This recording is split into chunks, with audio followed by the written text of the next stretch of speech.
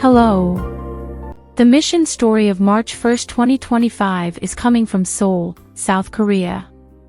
The title, Praying in the Storm. A fierce thunderstorm broke out on the first night that 19 South Korean teenage missionaries spent on a Philippine island. The teens, ages 14 to 17, had not signed up for a thunderstorm when they joined a one-year mission training program called Academy Missionary Movement. Part of the program required them to participate in an international mission trip, and they had come to the remote island to assist with evangelistic meetings under the guidance of a South Korean pastor, who would preach. But the storm that greeted them on their first night threatened to spoil their plans.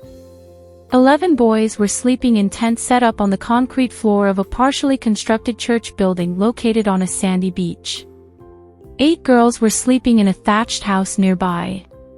The night was pitch black except for sharp flashes of lightning. Rain poured down, and the wind howled. The church building had no doors or windows, and the tents sheltering the boys trembled violently. Then the South Korean pastor began to wake up the boys.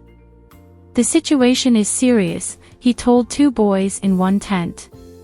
"We need to get up and pray." He asked the boys to rouse the boys in the next tent and tell them to pass on the word until everyone had assembled to pray in the thatched house. Meanwhile, the mission program director woke up the girls in the thatched house with similar instructions.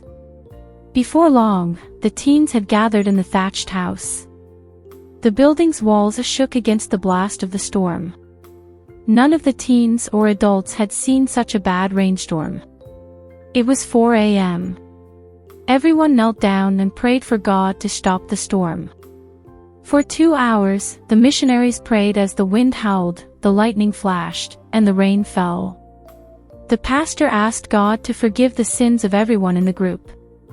The teens sang worship songs. Each person took time for personal prayer. The pastor also gave a short sermon about God being a refuge in the storm. By 6 a.m., the storm started to die down. The pastor told the teens to go to bed.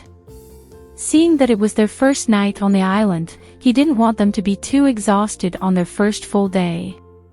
The sun was shining brightly in the blue sky when everyone woke up 2 hours later. The storm set the scene for the rest of the week. The mission trip became a season of prayer. Whenever it rained, everyone knelt and prayed. Whenever a teen faced a challenge, like inviting people to attend the evening meetings, everyone knelt and prayed. The teens realized that they were fighting for the salvation of souls. Sometimes they knelt in pairs and prayed for someone whom they had just met in a nearby village. The mission trip offered some surprises for the teens, who were accustomed to conveniences like running water and heated toilet seats back home in South Korea. On the island, they used shovels to dig their own toilets and took outdoor baths with buckets or in the ocean. No one complained.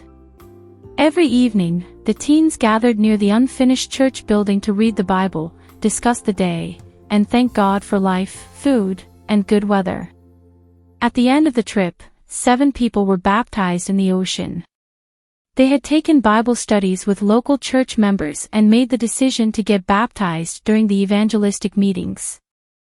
The teens rejoiced that 7 people had given their hearts to Jesus. They returned to South Korea, expressing an eagerness to be lifelong missionaries for Jesus. Part of this quarter's 13th Sabbath offering will train students to become missionaries at Hankook Samyuk Academy in Seoul, South Korea. Your offering will help open a missionary training center and gym at the academy.